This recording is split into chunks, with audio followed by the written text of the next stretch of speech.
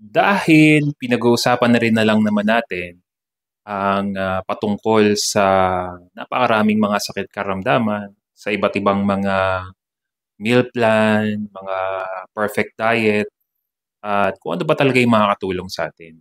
At napag-usapan na ito isa sa mga bago natin pinag-uusapan ngayon na dahil may bagong nagpapa-coach sa atin ay ang kanyang bago siya nagkaroon ng lakas ng loob na subukan ng carnivore way of eating ay nasa vegan diet siya. So meaning hindi siya kumakain ng karne. Meron naman ilan sa ating mga naobserbahan na mga nakausap ako, mga bashers talaga, nagagalit sa mga ginagawa natin. 15 years old pa daw siya, hindi na siya kumakain ng karne. And I'm now 62 years of age na daw siya. Pero hindi niya inamin sa akin kung kumusta na yung health condition na meron siya. Kung siya ba ay physically fit. Basta, sinabi lang niya, sabi niya, he is perfectly fine, perfectly okay. Wala naman daw siyang pero hindi siya naging transparent sa status talaga ng health niya. Basta, he is kicking alive, 15 years of age, at hindi siya kumakain ng karne. At itong umabot na siya ng 62 years of age. Pero ito po yung kailangan nating i-consider. Kung ikaw mismo na nasa vegan diet na nakita mo na parang wala talagang pagbabago at sabi ko nga merong mahigit isang dekadang nasa vegan na diet, nagkaroon siya ng severe osteoporosis. At nakakalungkot isipin na akala natin yun na talaga yung pinaka healthy na pagkain sapagkat ang sabi daw nung ako ay nasa food supplement industry pa, talaga nakadesenyo talaga tayong kumain ng mga fruits and vegetable. Yun kasi yun. Yung ngipin pa lang daw natin, sabi kaparehas ng kambing, kabayo, kalabaw, at plants ang talaga nakadesign, nakainin natin, not meat. Yan yung mga tinuturo ko before. At kung kumain man tayo ng karne, small amount lang talaga. Kung i-compare natin 1,000 years ago talaga, ang soil na meron, yung lupa na meron nun, mas healthy pa talaga yung lupa na meron nun. At nung mga panahon na wala pa talagang tawag nito, itong kung di ako nagkakamali, teka nalimutan ko agriculture. Nung panahon na wala pang agriculture, talagang okay na okay pa yung lupa natin.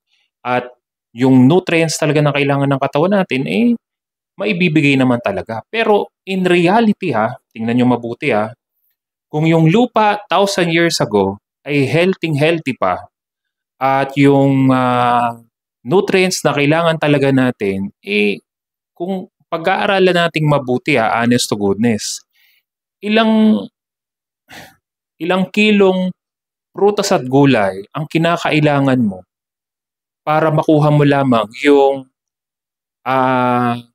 nutrients na kailangan ng ating katawan para masustain natin to become fit and healthy. Ikumpara mo na lamang sa 1 kilo na steak ng karne na kayang tapatan itong kilo-kilo na mga prutas at gulay bago mo maitapat yan sa isang steak. 500 grams to 100 to 1 kilo ng steak. Isipin mo na lang yun. Kaya kung ikukumpara natin naman sa ngayon, bukod sa kinakailangan natin ng napakaraming prutas at gulay bago mo makuha yung exact nutrients na kailangan talaga ng ating katawan, ang soil na meron po tayo ngayon ay depleted na. Hindi na talaga healthy. Hindi na po talaga siya healthy, yung lupa. Kaya kung ikaw mismo bumibili sa palengke, sa mga mall, isipin mo na lang yung source nun, kung paano siya itinanim, yung pinanggalingan nun. Depleted na talaga. hindi na po talaga siya healthy. Tapos you are nag-e-expect ka na magiging, healthy ka dun sa mga kinakain mo. Kaya anong nangyari dun sa ibang mga nasa vegan na diet, it become worse. At base sa pag-aaral, sobrang dami pong namatay sapagkat nag-stick talaga sila doon na ito talaga yung nakadesenyong pagkain para sa kanila. Oo nga naman, no processed food. Pero grabe, pinahirapan talaga nila yung sarili nila at hindi talaga naging maganda yung health condition na meron po sila. Kasi ang iniisip naman talaga, honest to goodness, ang iniisip kasi nitong mga nasa vegan na diet, kawawa naman daw yung hayop, 'di ba? Kung tayo na yung nag-aalaga ng pusa, aso, bakit kinakain natin ng kabayo, kalabaw, baboy, 'di ba? Bakit bakit namimili lang tayo ng aalagaan natin? Ako na po nagsasabi sa inyo, kung ikaw hanggang ngayon ay nasa vegan diet pa din, na ilan po sa ating mga kababayan ay ngayon ay susubok na at ilan ay sumubok na sa carnivore way of eating, naku, mas isipin po ninyo yung health na meron po kayo.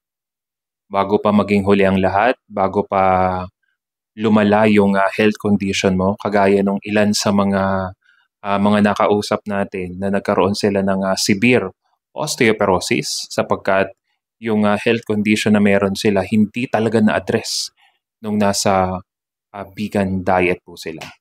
So kung napanood niyo po 'tong video po na 'to at kung gusto po ninyo ng guidance, meron po tayong coaching, mag-PM lang po kayo sa akin at pag-usapan po natin kung paano ko po kayo matutulungan. God bless everyone.